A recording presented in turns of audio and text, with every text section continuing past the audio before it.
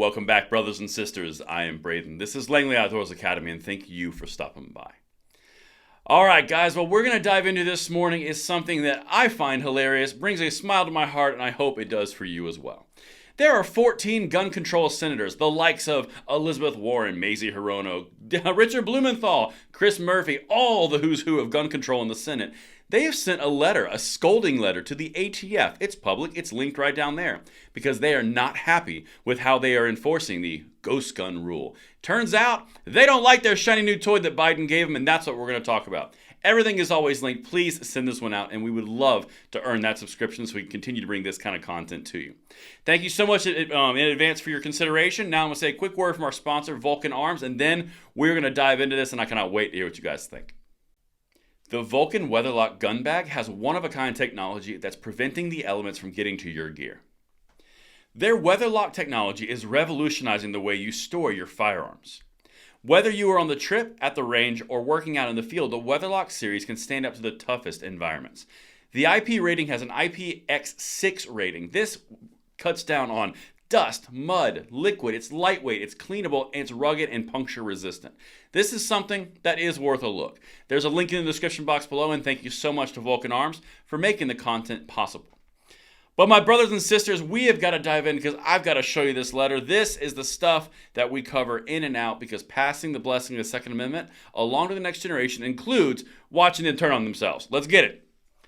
Senate Democrats demand enforcement guidance for new ghost guns rule. This came out today. Now, we've been covering this pretty tight. Keep in mind, tactical machine in Texas. There's a Delaware ghost gun case going on up there that was just shut down. They are losing on this front because it's unconstitutional. Enter the senators. Check this out. 14 Senate Democrats on Tuesday sent a letter to the Department of Justice and the Bureau of Alcohol, Tobacco, Firearms, and Explosives, asking the agencies to strictly enforce a new law on ghost guns because companies are dodging the rule through a loophole. Ooh, a loophole. It's almost like they need these loopholes to keep on pushing their gun control, even though this is the rule they created. And it's not a loophole. The ATF is very clear in the court documents from the tactical machining case. We're going to dive into that in 1 second because I don't even think even these senators know what's happening. The ghost gun rule, which went into effect in August, ensures that ghost gun kits sold to assemble a firearm are subject to the same background checks, serialization requirements, and licensing process as regularly sold guns. Now keep in mind, this thing has been torn asunder in courts across the nation. We've got Delaware and we've got Texas most recently. This is incredibly important because even in the ATF documents and the ATF comments in the court filings, they're openly saying, no, it's not a firearm kit unless there's a jig included. I did multiple videos on this channel about how Biden spawned completely new industries around jigs over here and lowers over here. That whole shenanigan, well, they're not very happy about that because it's not going to work. It's unconstitutional, and they are trying their hardest for a win. Let's keep going.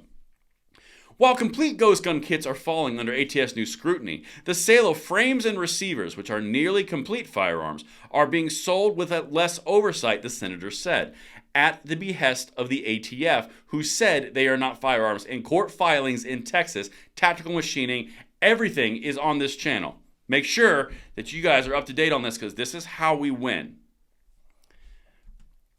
Companies have claimed the rule does not apply when selling those parts separate from a complete kit, which has instructions attached and tools included. Tools included. According to the senators who call a colossal loophole that would swallow the rule enforced by the ATF. Well, if they had been sitting in on our conversations, who knows, maybe they are. But the whole point is, they would know that this is not working, again, to the ATF case in tactical machining in Texas. Delaware judges overturning these ghost gun rules. The ghost gun quest that they're on is failing and failing hard because it's unconstitutional. And they're obviously feeling it because they're sending letters from the senator's office, 14 of them. But here are some snippets from the actual letter itself. Check this out. I'm going to reiterate a few points. Notwithstanding the ghost gun rule, ghost gun companies have continued to sell the parts and tools making these dangerous firearms. They aren't firearms. Contending that the final rule fails to cover them and their products. These companies have adopted the position that selling nearly complete frames and receivers without the tools, commonly known as jigs, or instructions to complete them means their products are not firearms under federal law. That is verbatim the ATF's verbiage and interpretation in a court case in Texas, Tactical Machining. They literally even reference the own ATF's website as that is the case. The lawyers for the Tactical Machining were completely surprised. We covered this in depth on this channel. The ATF has openly said if there's no jig, there's no firearm in court documents. But that's not going to stop the gun controllers because they need a victory. Of the 100 companies previously known to sell unserialized and nearly complete frames and receivers, dozens remain engaged in that business, including selling nearly complete unserialized frames and receivers, as well as offering the standalone tools and equipment with directions and help purchase them. Standalone tools, that's the important part. That's per the ATF's own rules. The final rule, however, is clear and unambiguous. A nearly complete frame or receiver is a firearm. False, incorrect, you are wrong. It is only a firearm in this cockamamie scheme if a jig is included in the kit. Anything else, it is not. ATF's own rules. The rule does not cover only frames and receivers sold as part of a kit, but also frames and receivers that can be readily completed. Again, go back to the original argument. So a pipe could be readily completed. You just want to get rid of everything? You do have to have some sort of standard, but they're not sticking to that. They're only going with the virtue signaling. Keep going.